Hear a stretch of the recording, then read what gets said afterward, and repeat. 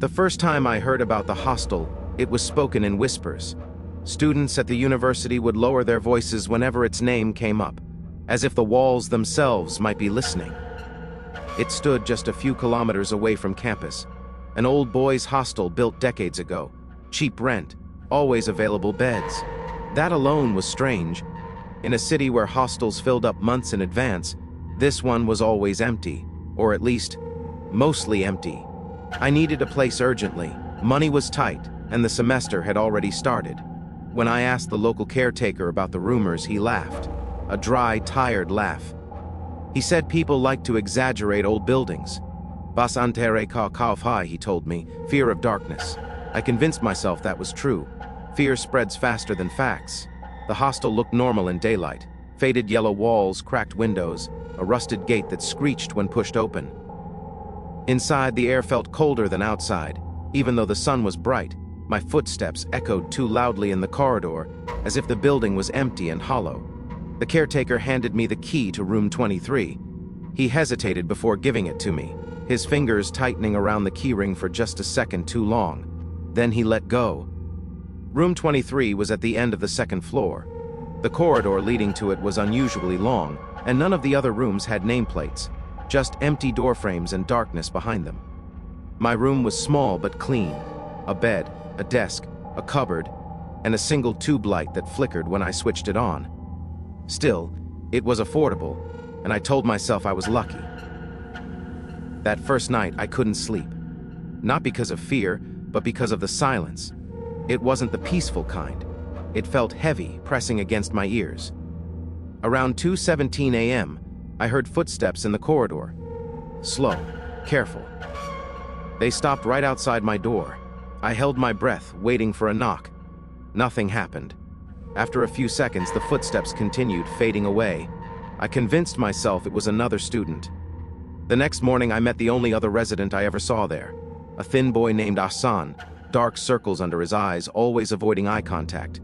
When I asked him how many people stayed in the hostel, he paused for a long moment. Officially, he said, 4. Then he walked away without explaining. By the third night, things got worse. At exactly 2:17 a.m., the footsteps returned. This time, I heard whispering. Not words I could understand, just low murmurs like several people speaking at once.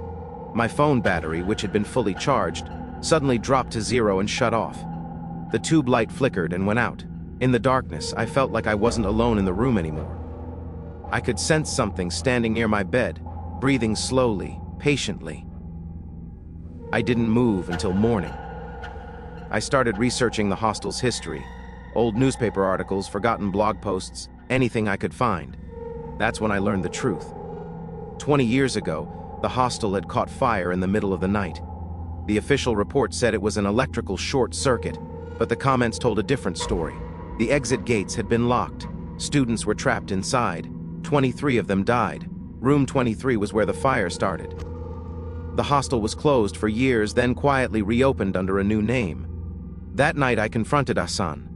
I showed him the articles. His face went pale. "You shouldn't have read that," he whispered. He told me that every year, students who stayed in room 23 began hearing footsteps at 2:17 a.m., the exact time the fire started. Some left. Some disappeared. The hostel records erased their names within days. I packed my bag immediately. I didn't care where I would go. As I reached the main gate, I realized it was locked. My phone showed 2:16 a.m. The footsteps began again, louder this time, running.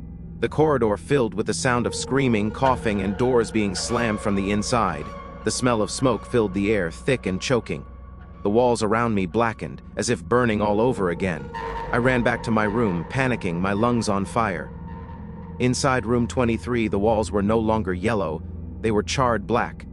Shadows of people were burned into them, frozen in terror. I saw faces in the darkness, eyes wide, mouths open, reaching out to me.